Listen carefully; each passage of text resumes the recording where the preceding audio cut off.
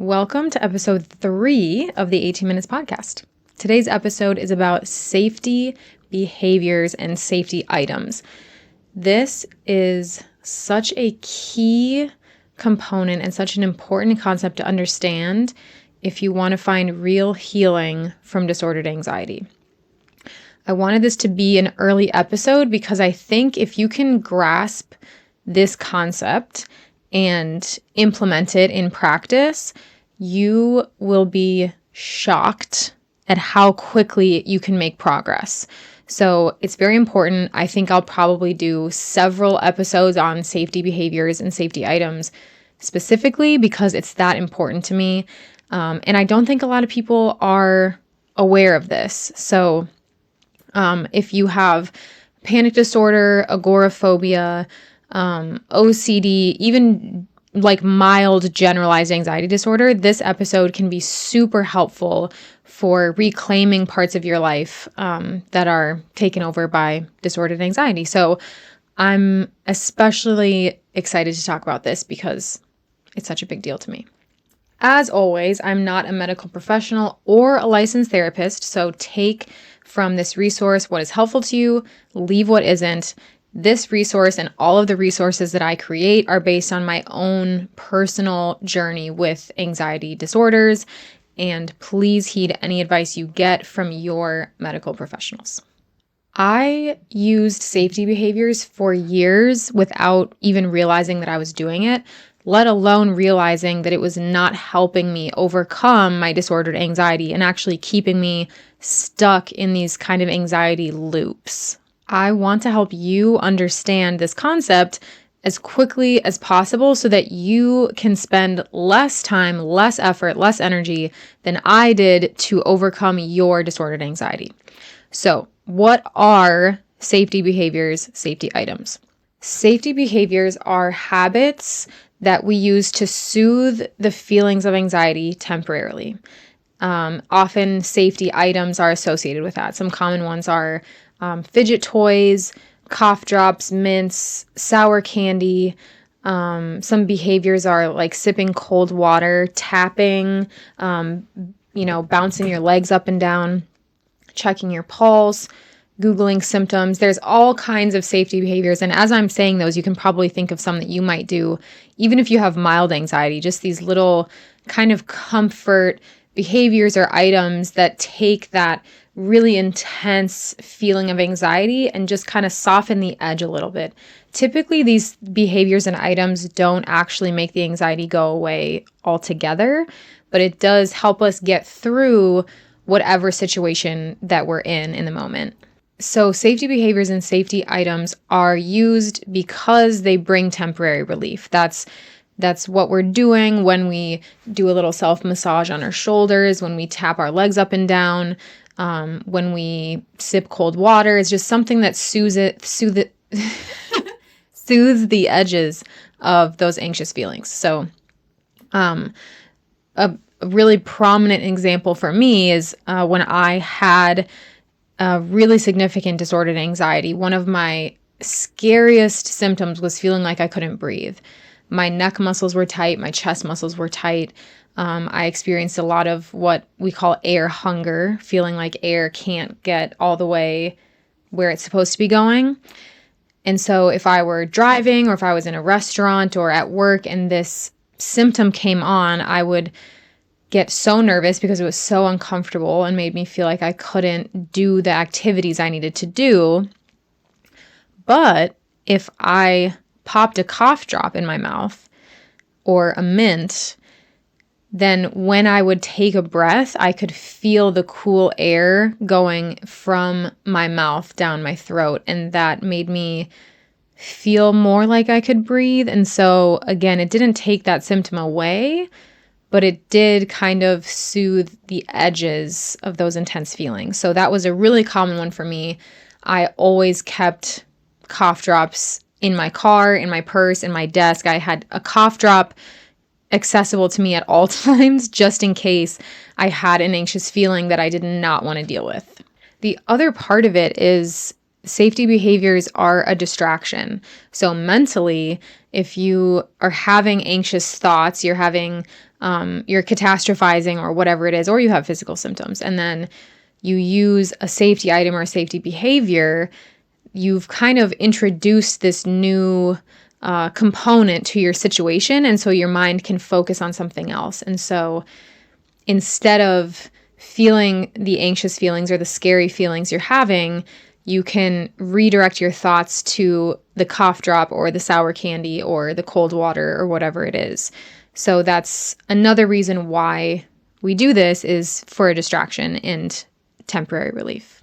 People can also be safety items. Oftentimes it's a parent or a spouse.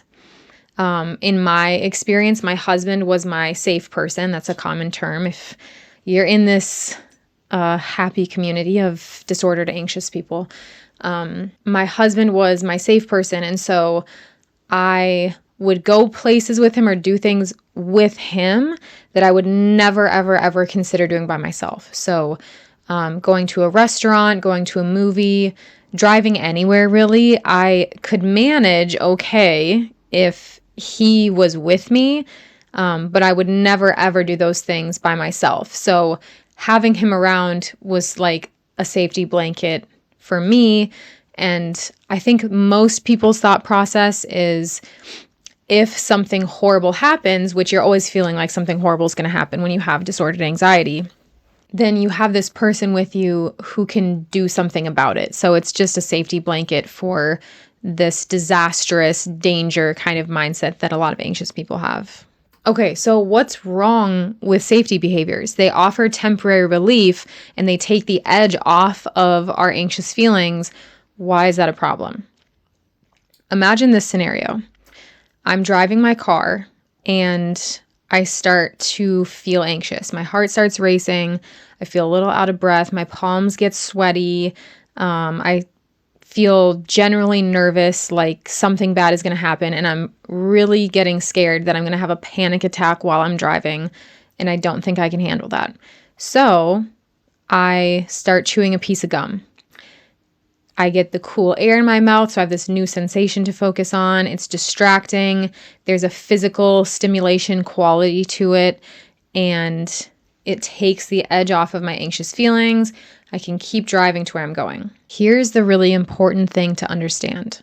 I just sent a message to my brain through my behavior. That message is, I'm in danger. I need help. I need to survive. I need to treat this symptom or this set of symptoms or this situation. Because my brain is an expert survivalist and always looking for patterns, what it has now done is associate chewing gum with saving me from danger. Unfortunately, the next time I'm in my car, my brain is going to try to save me from danger, and it's going to send those fight or flight signals to me so that I get the adrenaline, I get the energy I need to save my life. My subconscious brain is going to send messages to my conscious self that I can be aware of, which are those physical sensations, so that I realize something is wrong and I need to do something about this. If I chew gum again in that situation, that's going to reinforce that, yes, there is danger, and what I need to do is not feel these feelings. And the chewing gum is going to help save my life, essentially. That's what I'm telling my subconscious survivalist lizard brain that's going on when I do this. If you have disordered anxiety, you've probably experienced this. And what tends to happen is, so the first time I get anxious in my car, chew gum, have this whole association going on in my brain, but then maybe I'm at the grocery store and I start to have similar feelings to the feelings I had in my car. And now that spirals into panic because my brain is familiar with this pattern. It's knowing, oh, the last time this happened, we needed help. And so this is also dangerous. So I'm going to pump more adrenaline, more energy into the body so that she realizes there's danger and she gets help. So that can continue and continue and continue until you are agoraphobic and housebound because You aren't allowing yourself to feel the feelings. You're masking them with these safety behaviors. And that's really the core of the problem with safety behaviors and why we want to move away from using them. One of the most common safety behaviors is reassurance seeking. You feel a skipped heartbeat and you immediately check your pulse, things feel normal, but you need reassurance that you're okay. So you Google, can I have heart palpitations and not be having a heart condition? Can anxiety cause heart palpitations?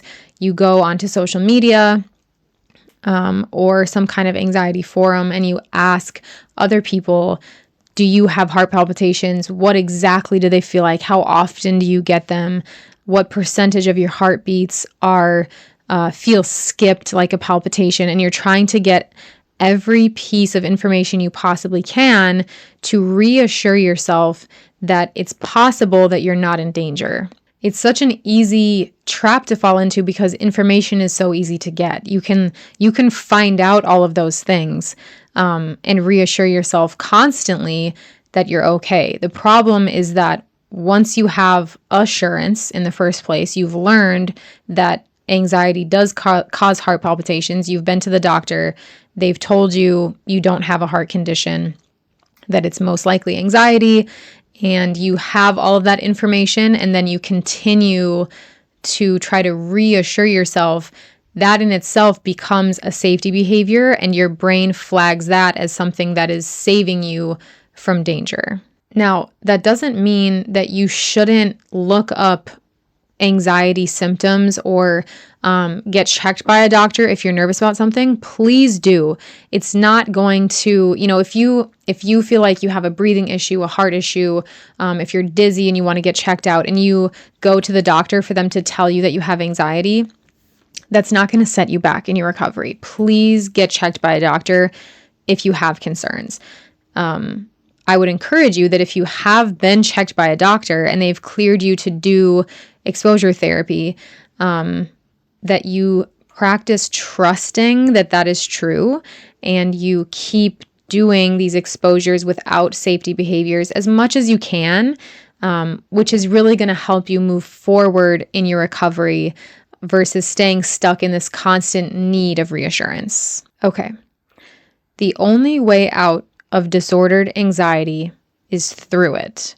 So instead of sending these signals to our brain that we're in danger and need help in the form of a safety behavior, a safety item, we actually have to teach our brains that there's no danger to begin with. And that's the hard part. That's what exposure therapy is. What that means for us is allowing ourselves to feel those scary, sometimes absolutely terrifying feelings of anxiety without trying to skirt our way around them so that we can prove to our subconscious brain that we are not in danger and it can stop sending those fight or flight signals to us in the first place. If you are currently using a lot of safety behaviors, you don't have to stop doing this altogether. So everything about this process that I recommend, again, because it worked for me and a lot of other people, is gradual movement toward bigger fears. So if you are agoraphobic, stuck at home, using safety behaviors all the time, you do not have to completely eliminate safety behaviors. I always recommend with any disordered anxiety journey that you use a fear ladder. If you're not familiar, it's essentially writing your biggest fear. What is the one thing you feel like you can never, ever, ever, ever, ever do?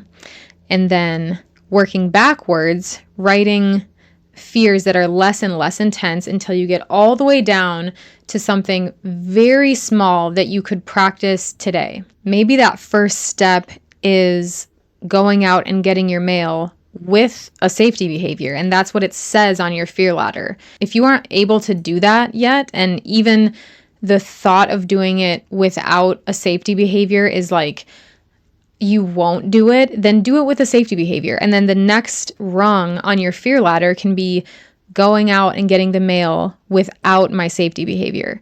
So you can actually use a fear ladder to kind of gradually remove those safety behaviors and safety items, and that's totally okay. You can customize this to fit your personal journey, and in fact, you should, because everyone's triggers are completely different from everyone else's. So, again, you do not have to just completely eliminate safety behaviors if you really feel like you're not ready to do that. And as with anything in this process, I always encourage people to really be honest with yourself. Try to practice understanding what you can and can't handle, and that does get easier over time. As you practice these habits, you really do get to learn yourself and what you can manage and maybe what the consequences of overextending yourself are and if it's worth it to you. But practice being honest with yourself. You're never going to feel like doing an exposure ever, because they're scary. That's the whole point of them, is that you're exposing yourself to some level of fear. So no one has gone through exposure therapy easily. That it wouldn't work if it was easy. So be honest about what you can handle and know that it is always going to be scary, and sometimes it's going to be terrifying, and that is part of the process. And that's how we overcome these fears and reclaim our lives. Okay, so that's one situation where I feel like it's appropriate to use safety behaviors, is incorporating them into your fear ladder. The second is if you have to skip ahead on your fear ladder. So a lot of people have to do this in situations of travel. If you have a wedding or a funeral or some other big event that you have to fly to and you aren't even driving 30 minutes from your house yet, you can use a safety behavior, in my opinion. I would do things like that pretty regularly, and I didn't feel like it set me back at all. I still recovered from panic disorder in less than 6 months. Using safety behaviors if I had to really skip ahead in my fear ladder and in my process. The reason that I think it worked for me, and maybe why it could work for you, is because it's better to confront some fear than avoid it altogether. So I would never have traveled 3 hours from my house without my safe person and some safety behaviors. I just wouldn't have done it. But with my safe person and, I don't know, ice water, I could actually manage it. And it was still very scary, and I was still feeling the anxious feelings and practicing acceptance. But those safety behaviors did kind of take the edge off and allowed me to, I think, move ahead a little bit in my process. But again, you have to be honest with yourself, and if you can manage without a safety behavior, you're going to make way more progress. And it is possible that if you use a safety behavior when you don't need it and your symptoms go away, that your brain then is going to attach that item as something that saved your life. And that's really what we're trying to avoid. So if you do have to jump ahead like that, I think it's probably okay to practice, but just use your own discernment according to your own journey. Okay, so to summarize, safety behaviors are a problem because we're sending a message to our brain that those behaviors or safety items are actually saving our life, and it instigates our brains to send those fight or flight signals to us because it believes that there's danger if we needed something that saved us. So we want to not use safety behaviors. We want to allow ourselves to feel feelings of fear, feelings of anxiety, feelings of panic, and relax into them, accept them, not using any kind of mechanism to soothe ourselves so that we can prove to our subconscious minds over time that there is no danger present. When we do that consistently, our brains will learn that there's not danger present. It will stop sending the signals, and it will allow us to make better, more rational decisions free of this disordered anxiety. Okay, that's all I have on safety behaviors for today. So if you have any comments, questions about safety behaviors or any mental health related topic in general, feel free to send me a message or comment on any of my social channels, or send me an email at amanda@the18minutes.com. I would love to hear from you. Thank you for being here, and remember, you're capable and stronger than you think.